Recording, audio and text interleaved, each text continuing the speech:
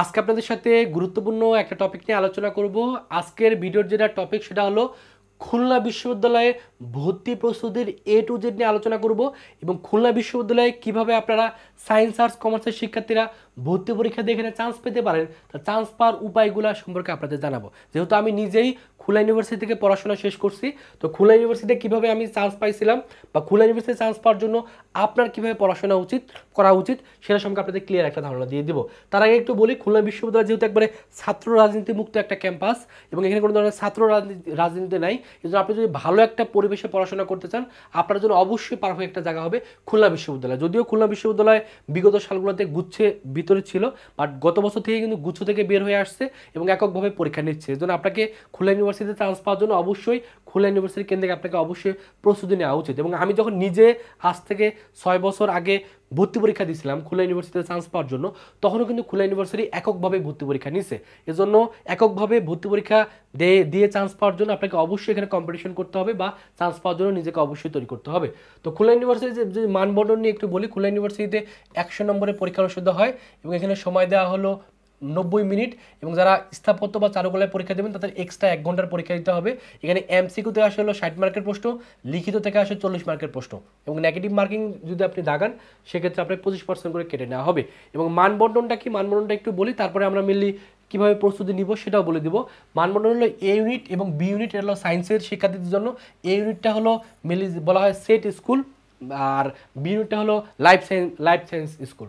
তো এ ইউনিটে মিলে ইঞ্জিনিয়ারিং যে সাবজেক্ট বা পিওর সাবজেক্টগুলো আছে আর বি ইউনিটে বায়োলজি রিলেটেড যে সাবজেক্ট সেই সাবজেক্টগুলো আছে। এই দুটো ইউনিটে শুধুমাত্র সায়েন্সের শিক্ষার্থীরা পরীক্ষা দিতে পারবে। এক্ষেত্রে মানবন্টন হলো এমসিকিউ ফিজিক্স থেকে 20, কেমিস্ট্রি থেকে 20, গণিত থেকে 20 আপনি এমসিকিউ করা হবে এবং এখানে ক্যালকুলেটর ইউজ করতে পারবেন।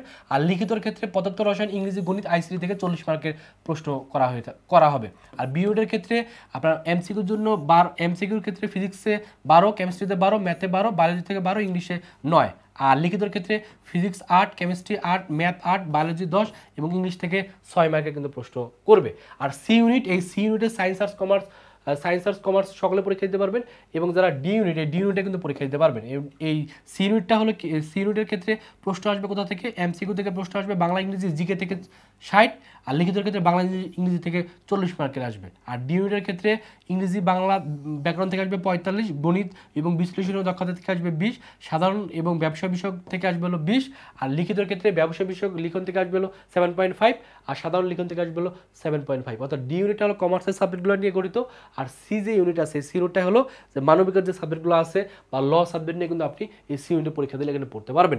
এর প্রশ্ন হলো এই খুলনা ইউনিভার্সিটিতে চান্স পাওয়ার জন্য আপনাকে কীভাবে প্রস্তুতি নেওয়া উচিত। যেহেতু খুলনা ইউনিভার্সিটিতে লিখিত আছে এবং এমসিকিউ আছে, জন্য যারা মেনলি ঢাকা ইউনিভার্সিটির প্রস্তুতি নিচ্ছেন, এই ঢাকা ইউনিভার্সিটির সাথে আপনি খুলনা ইউনিভার্সিটির প্রস্তুতি কিন্তু একসাথে প্যারালালি নিতে পারবেন।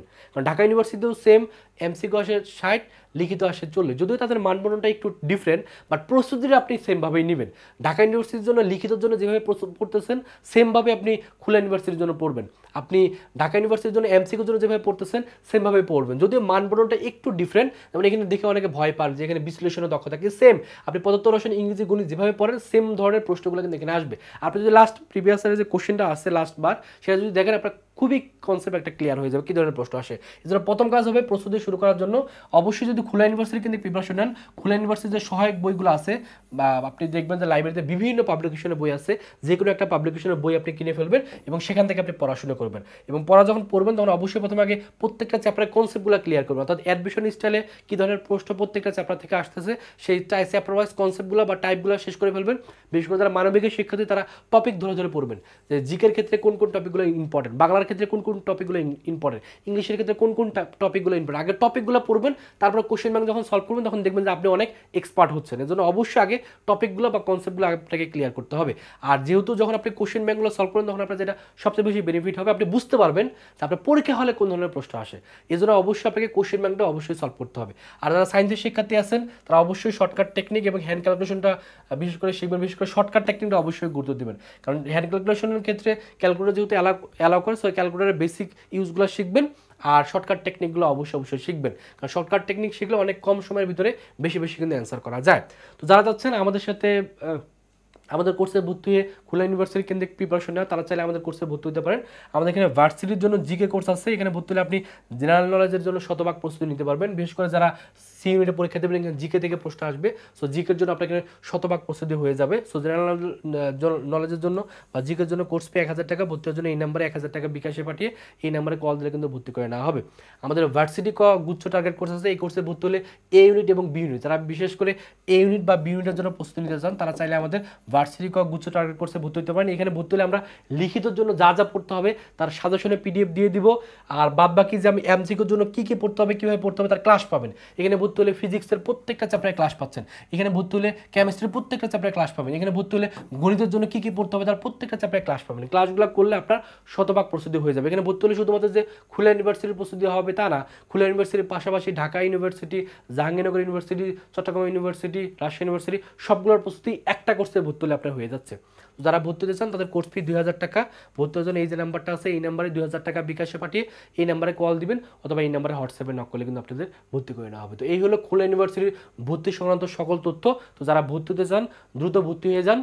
আশা করি আমাদের কোর্সে ভর্তি হয়ে আপনাদের শতভাগ প্রস্তুতি হয়ে যাবে। এবং অবশ্যই আপনাকে একটা বিশ্ববিদ্যালয়ে চান্স পাওয়ার জন্য অবশ্যই পরিশ্রম করতে হবে, নিজের ইচ্ছাটা থাকতে হবে, নিজের পরিশ্রমই কিন্তু আপনাকে শেষ পর্যন্ত আপনাকে সাফল্যের দ্বারপ্রান্তে নিয়ে যাবে। তো সকলের জন্য অনেক অনেক শুভকামনা, আশা করি সকলের মনে আশা পূর্ণ হবে, সকলে ভালো করে পড়াশোনা করেন, সকলের জন্য অনেক অনেক শুভকামনা। খোদা হাফেজ।